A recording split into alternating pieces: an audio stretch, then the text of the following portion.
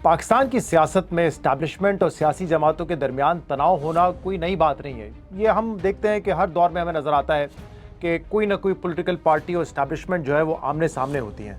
अच्छा, आम तौर पे तो ये देखा है, चाहे आप 90 की दहाई में देखें या उससे पहले या इवन जो परवेज़ मुशर्रफ के बाद का दौर था, वहाँ पे जो तनाव होता है ना, वो किसी ना किसी तरीके से डेवलप हो जाता है जो हुक्मरान पार्टी होती है उसमें और इस्टेब्लिशमेंट में।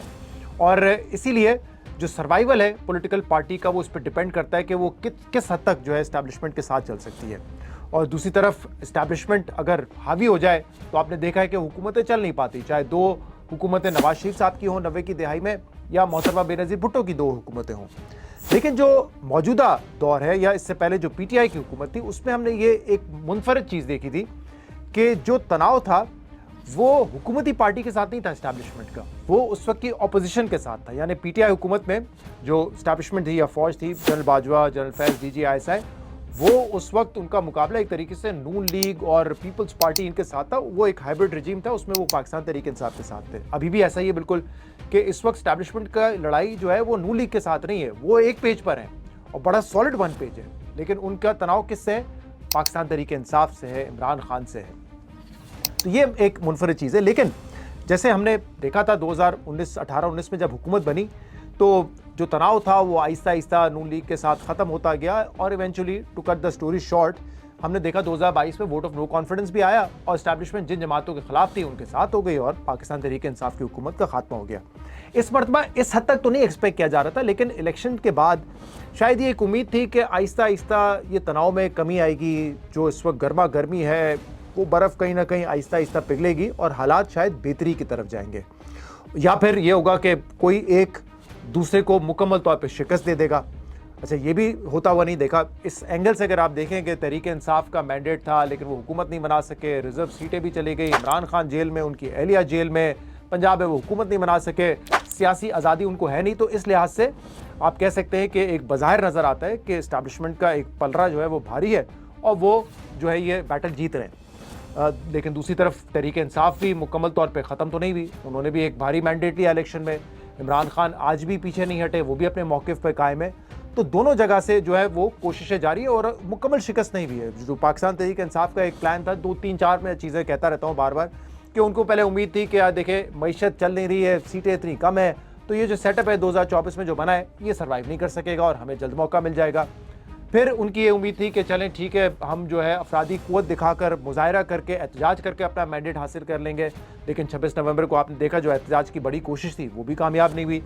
फिर ऑब्वियसली एक रिलायंस, एक डिपेंडेंसी थी कि अदलिया पर, कि अभी तो काजी फाइज ईसा साहब चीफ जस्टिस हैं, लेकिन जब वो चले जाएंगे तो शायद उनको एक रिलीफ मिले, इलेक्शंस को ऑडिट हो और उस सिचुएशन में हुकूमत का खात्मा हो जाएगा और उनको मौका मिल जाएगा। क्योंकि 26वीं तरमीम आ गई तो वो भी जो उम्मीद थी ख़त्म हो गई।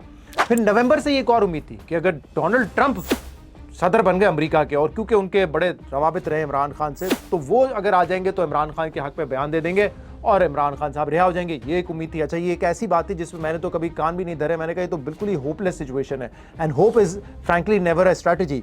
तो वो भी खैर हुआ नहीं। तो इमरान खान या पीटीआई की जो उम्मीदें थी कि हम शिकस्त दे देंगे फ़ौज को, वो हुआ नहीं और अब होता हुआ नहीं नज़र आ रहा। ये हुकूमत और फ़ौज जो है ये सॉलिड नज़र आ रहे हैं एज ऑफ नाउ। लेकिन अगर मैं इसको समअप करूं वन लाइन में, तो इसकी वजह क्या है?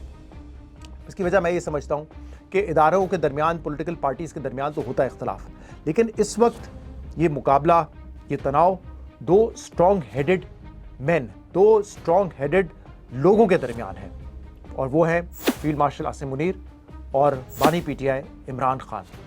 जो हम कहते हैं ना कि स्ट्रॉन्ग हेडेड मैन, उनकी क्या खसूसियात होती है, कैरेक्टराइजेशन उनकी क्या होती है? वो बहुत ज़्यादा डिटरमेंट होते हैं। रेजिलियंस जो है उनके ब्लड में होता है, यानी कि उनके ट्रेट्स में होता है कि वो हर तरफ से कोशिश करते हैं कि वो रेजिलियंस दिखाएं, और ये हमें नज़र आ रहा होता है क्योंकि ये लोग जो है ना, आप इसको कहें कि गेम ऑफ नर्व्स, या मेरे ख्याल से गेम कहना मुनासिब नहीं होगा, वॉर ऑफ नर्व्स में जो है ना ये पीछे नहीं हटते। तो ये इंतज़ार करते हैं कि जब भी इनको मौका मिले तो ये फ्रंट फुट पे आके अपनी कोशिश करते हैं कि इकदाम उठाते हैं, और ये इस वक्त हम देख रहे हैं कि कोई पीछे हटने को तैयार नहीं है, कोई गिव अप करने को तैयार नहीं है। इमरान खान का ट्विटर है वो खामोश नहीं होता, और ये सारा जो कॉन्फ्लिक्ट अभी जो रिसेंटली इस हफ्ते में देखा है वो भी ऐसा ही है। दूसरी तरफ फ़ौज कोई आसानियाँ पैदा करना नहीं चाह रही पीटीआई के लिए। तो ये मामला है, इसका ब्रीफ बैकग्राउंड तो यही है ना कि इमरान खान तक इमरान खान को जो है मुलाकात की इजाज़त नहीं मिली 1 महीने तक, लेकिन जब उनकी बहन उज़्मा खान वहाँ पे गई तो उसके बाद वो निकली, उन्होंने फील्ड मार्शल के हवाले से बात की। फिर इमरान खान के ट्वीट में कहा गया कि फील्ड मार्शल जो है वो जहनी मरीज़ हैं, और ना सिर्फ उनको कहा गया बल्कि अपनी पार्टी में भी काफ़ी लोगों को गद्दार कह दिया, जिन लोगों ने जाके एनडीयू वर्कशॉप अटेंड की थी, और उसके बाद उस एनडीयू वर्कशॉप के बाद उनकी कुछ लोगों की, कुछ पार्लियामेंटेरियंस की भी चीफ ऑफ आर्मी स्टाफ यानी कि फील्ड मार्शल आसिम मुनीर से मुलाकात भी हुई थी, तो उनको भी डिसोन कर दिया, मीर जाफर मीर सादिक कह दिया। उसके बाद फिर ऑब्वियसली एक शदीद रद्दमल आए, और ये रद्दमल देखने के बाद जो है बड़ा वाजे हो चुका है कि ये तनाव ख़त्म होने वाला नहीं है, ये मज़ीद एस्केलेट होगा।